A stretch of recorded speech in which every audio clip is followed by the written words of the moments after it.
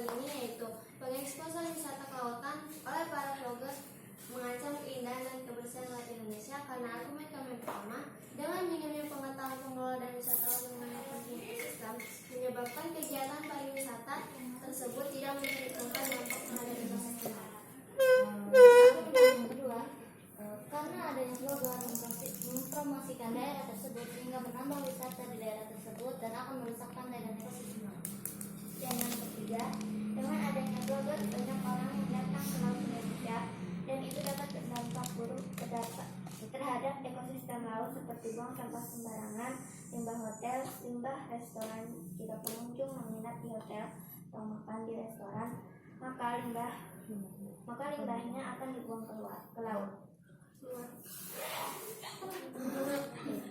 Assalamualaikum warahmatullahi wabarakatuh. Waalaikumsalam. Perkenalkan, kami dari Sekolah Islamic Leadership School Taruna Panat Agama Putri yang beranggotakan saya Aisyah Falmazabita. Dan saya Aisyah Putri. Dan saya akan melihat. Kami di sini sebagai tim kontra sangat tidak setuju dengan musibah kali ini, yaitu pengeksposan wisata kelautan oleh para vlogger mengancam keindahan dan kebersihan laut Indonesia.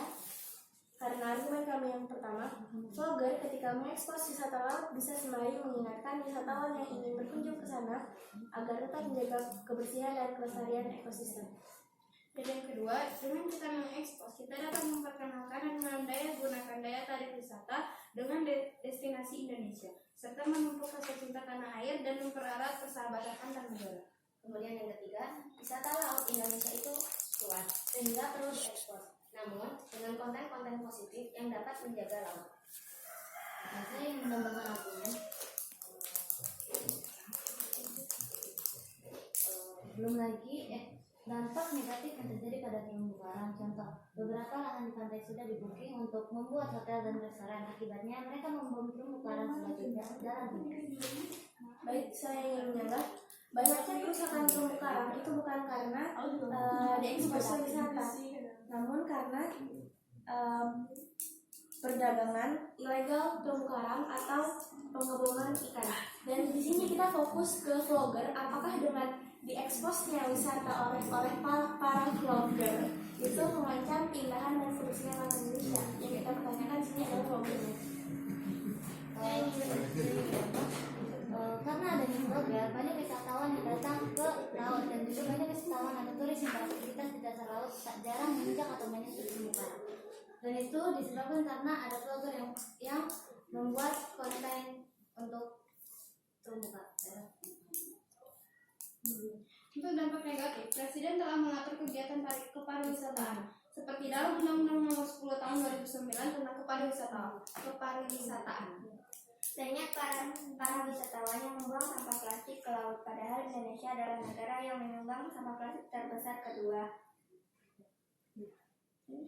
di dunia atau setara dengan 3,22 ton per tahun. Baik, saya ingin menambahkan argumen bahwa informasi tentang daerah-daerah pariwisata tidak hanya dari vlogger, namun juga dari situs-situs pariwisata itu sendiri, kemudian di web juga, jadi tidak hanya dari vlogger. Saya ingin menambahkan argumen, wisatawan pun banyak yang merusak biota laut. Contoh, terumbu karang diambil hanya untuk hiasan rumah. Hal ini melanggar Undang-Undang Pasal 1 Nomor 16 Undang-Undang 32 Tahun 2009. Nah, baik, itu kan sudah ada perundang-undangannya sendiri, pasti sudah ada sanksinya. Bukan karena itu yang maksudnya masih banyak wisatawan yang melanggar aturan ini. Apakah ada penugasan buat peraturan di laut? Nah, pasti setiap ada peraturan perundang-undangan, pasti sudah ada sanksinya. Apakah itu membuat Ya, kita hidupnya seperti ini. Jika sudah ada peraturan dan kita jika sudah ada peraturan, maka kita harus taat terhadap peraturan itu. namun aku sadar dengan adanya peraturan tersebut namun karena minimnya pengetahuan pengelola sendiri dan wisata itu mengenai ekosistem laut itu sedikit.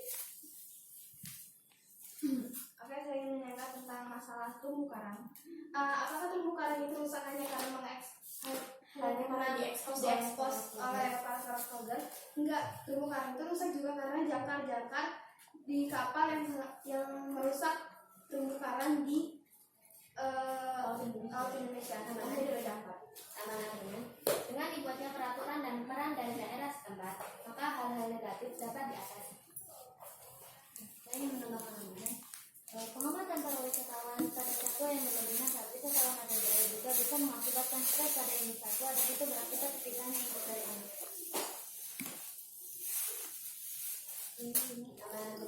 Untuk wisata yang berlebihan, maka dibuatlah kuota wisata yang tujuannya untuk melindungi, menjaga kelestarian laut Indonesia. Dan contohnya seperti di Raja Ampat sendiri, mereka telah menerapkan kuota wisatawan karena itu untuk menyeleksi mana saja wisatawan yang layak dikunjungi. Bahkan pemerintah Indonesia sendiri sudah menetapkan target kunjungan Wisman ke Indonesia. Pastinya sudah memperkirakan dampak termasuk ke lingkungan. Saya ingin menambahkan argumen. Banyak wisatawan yang datang ke pantai lalu membuang sampah sembarangan. Ini melanggar Undang-Undang Pasal 1 Nomor 14 Undang-Undang 32 Tahun 2009 dan Pasal 1 Nomor 11 Undang-Undang Kelautan. Dan saya ingin menambahkan argumen. Kebanyakan para wisata terutama vlogger meninggalkan sampah dan akhirnya menumpuk. Mereka hanya sekedar bersenang-senang tanpa memikirkan dampak lingkungan. Tambahan argumen. Sampai saat ini sudah banyak wisatawan yang peduli dengan kerusakan di laut. Contohnya untuk sampah sendiri banyak wisatawan yang sudah peduli. Contohnya wisatawan asal Jepang Suzuki Hiromasa telah membantu membersihkan pantai Kuta di Bali selama 3 tahun. Saya ingin menambahkan, ada juga wisatawan yang sempat viral di media sosial saat membersihkan sampah-sampah di pantai Indonesia. Salah satunya adalah 2 orang turis asal New Zealand dan Italia yang sedang berlibur. Mereka adalah Karina dan Craig. Mereka membuang sampah di pantai Lake di NTB, dan dengan viralnya mereka membuang sampah di pantai Indonesia padahal bukan negaranya sendiri, itu akan meningkatkan pedulinya warga Indonesia bahwa mereka memang harus menjaga pantai Indonesia. Tapi kenapa masih banyak pantai yang rusak karena wisatawan? Salah satu wisata yaitu kayak sumber ekonomi bagi negara dan daerah setempat, dan daerah setempat tersebut akan menjaga perekonomian mereka dengan menyediakan tempat sampah sehingga wisata di sana itu tetap nyaman dalam membuang sampah di tempatnya, dan akan tetap menjaga kebersihan dan kelestarian di sana. Saya ingin menambahkan argumen. Karena adanya vlogger yang mempromosikan wilayah tersebut, banyak para nelayan yang kehilangan pantainya untuk mencari ikan karena pantainya yang penuh dengan pengunjung dan juga sampah. Baik, saya ingin menanggapi bicara pertama tadi. Itu berarti yang kita harus rubah adalah pemahaman para wisatawan sendiri bahwa pentingnya menjaga lingkungan, tidak hanya menikmati keindahan lingkungan tersebut, karena apabila tidak dijaga maka suatu saat keindahan itu akan hilang. Jadi kita harus tanamkan pemahaman itu. Tambahan untuk pembicaraan kedua, maka untuk itu dilakukan sistem kuota wisata agar membatasi wisatawan datang untuk menjaga kelestarian laut.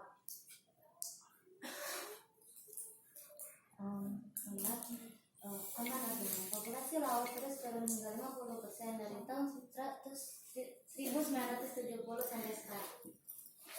Nah, apakah itu semua karena pariwisata? Apakah ada Jawab dulu, apakah itu semua, apakah populasi itu menurun semuanya karena dampak dari pariwisata? Iya, seperti menyentuh terumbu karang, seperti membuang sampah sembarangan dan akhirnya yang membuang limbah, membuang sampah sembarangan dan sampahnya itu membuat populasi laut terus menurun. Banyaknya terumbu karang yang rusak di laut Indonesia itu bukan karena pariwisata, tapi karena perdagangan terumbu karang secara ilegal, kemudian pengeboman terumbu karang untuk mendapatkan ikan dan lain sebagainya. Jadi dampak paling besar itu bukan karena pariwisata. Tapi bukan hanya dengan perdagangan saja, masih banyak wisatawan yang memotong terumbu karang tersebut terus dijadikan buat hiasan rumah saja. Apakah itu berguna? Tadi kan sudah ada peraturan bahwa itu tuh tidak boleh. tapi masih banyak wisatawan yang melanggar peraturan tersebut dan tidak dihukum. Bisa Anda sebutkan data statistik bahwa semua itu karena ulah wisatawan? Kami belum mendapatkannya, tapi itu akan terjadi. Maka Berarti belum terjadi dong? bukan, itu sudah terjadi. Jadi makin banyak yang terjadi. Jadi bahkan ada yang bisa akan ada peraturan yang memberhentikan kenakalan masyarakat yang merusak. Jadi juga sudah saya sampaikan bahwa yang harus kita rubah adalah pemahaman para wisatawan bahwa menjaga laut itu benar. Namun pemahaman pengelolanya sendiri aja sangat minim, apalagi untuk mengingatkan para wisatawan.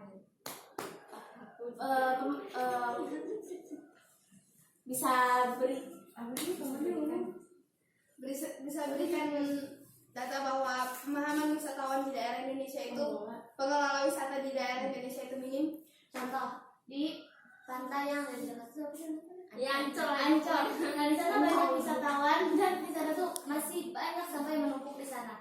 Belum lagi tentang limbah-limbah dalam daerah situ dan itu dapat merusak keindahan laut. Saya ingin menambahkan dan pengelolanya cuma nggak peduli. Gimana? Pengelolaannya hanya untuk tulisan saja. Apakah tulisan dapat hanya sekedar mengingatkan dengan tulisan, apakah itu mampu buat menggerakkan hati masyarakat agar tidak buang sampah sembarangan. Yang itu semua tadi udah disampaikan bahwa harusnya yang diubah adalah pemahaman baik wisatawan, pengelola, pemerintah. Jadi semua orang juga harus peduli terhadap ekosistem laut. Jadi nggak sekedar menikmati keindahan lautnya saja. Apakah sudah ada pantai yang diubah aturan seperti itu? Contoh tadi yang di Raja Ampat, mereka peduli dengan ekosistem laut, jadi mereka membatasi wisatawan yang datang ke sana.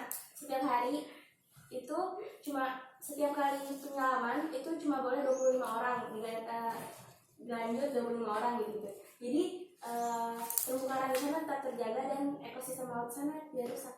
Tapi jika hanya Raja Ampat doang yang dilindungi, sedangkan bangsa yang lain percuma dong dijagai. Semua itu butuh proses, makanya dibentuklah peraturan agar tidak terjadi kerusakan di mana-mana. Memang kasus ini sudah lama dan Baik, saya ingin menambah tidak hanya pantai Raja Ampat doang, tidak hanya pantai Raja Ampat saja, namun juga ada di Bali, di desa adat Tenganan Pengesingan. Mereka mempunyai awit-awit atau hukuman tertulis bagi orang yang melanggar bagi orang yang melanggar peraturan di sana dengan diberikan denda. Dan ini kami hanya menyebutkan salah satu contoh pantai di Indonesia. Tidak bisa semuanya kami sebutkan di sini karena banyak sekali. Tambahan argumen untuk limbah plastik sendiri di desa Sanoe, Raja Ampat, mereka memanfaatkan sampah plastik untuk bahan bangunan. Kata Yusti, Dispar Raja Ampat. Saya ingin menambahkan argumen. Peningkatan jumlah wisatawan membawa masalah seperti membuang sampah sembarangan, pencemaran dan erosi jalan, dan ini membutuhkan uang yang untuk membersihkannya. Seperti yang pembicara ketiga tadi bicarakan bahwa untuk pengelolaan sampah sendiri di daerah Raja Ampat itu sudah dikelola sampahnya sebagai bahan bangunan, dan itu salah satu cara untuk melindungi kelestarian pantai tersebut. Dan biayanya sendiri bisa diambil dari biaya wisatawan yang datang ke tempat tersebut. Jadi makin banyak wisata, makin banyak biaya untuk mengelola sampah di sana.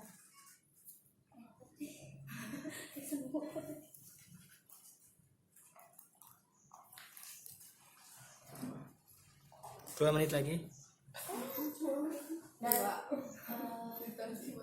karena potensi laut di Indonesia itu memang besar, otomatis banyak warga di Indonesia yang menggantungkan perekonomian mereka di sektor wisata bahari. Jadi apabila tidak diekspos oleh para vlogger, maka pendapatan warga Indonesia di bidang kelautan itu akan sedikit. Dan di sini kami sebagai tim kontra ingin menegaskan dan menyimpulkan bahwa kami sangat tidak setuju dengan pengeksposan wisata kelautan oleh para vlogger mengancam keindahan dan kebersihan laut di Indonesia.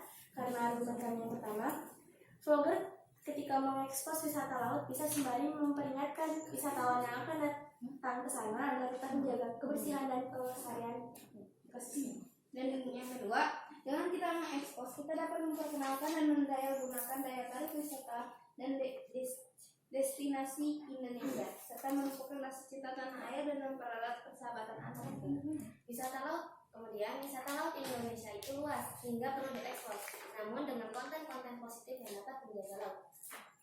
Dan di sini kami ingin menegaskan sekali lagi bahwa kami sangat tidak setuju dengan mosi debat kali ini. Sekian dari kami. Wassalamualaikum warahmatullahi wabarakatuh. Di sini kami sebagai tim pro sangat setuju dengan mosi debat kali ini, yaitu pengeksposan wisata kelautan oleh para vlogger mengancam keindahan dan kebersihan laut Indonesia. Karena argumen kami yang pertama, dengan minimnya pengetahuan pengelola dan wisatawan mengenai pentingnya ekosistem menyebabkan kegiatan pariwisata tersebut tidak memperhitungkan dampak terhadap ekosistem laut. Dan argumen kami yang kedua, karena adanya vlogger mempromosikan daerah tersebut sehingga menambah wisata di daerah tersebut dan akan merusak pantai dan ekosistem.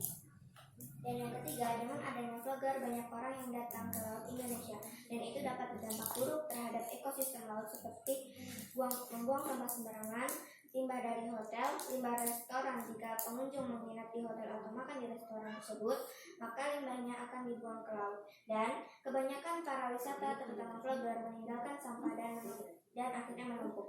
Mereka hanya sekedar bersenang-senang tanpa memikirkan dampak lingkungan. Dan di sini kami ingin menegaskan sekali lagi bahwa kami sebagai tim pro sangat setuju dengan mosi debat kali ini. Sekian dari kami. Assalamualaikum warahmatullahi wabarakatuh. Waalaikumsalam.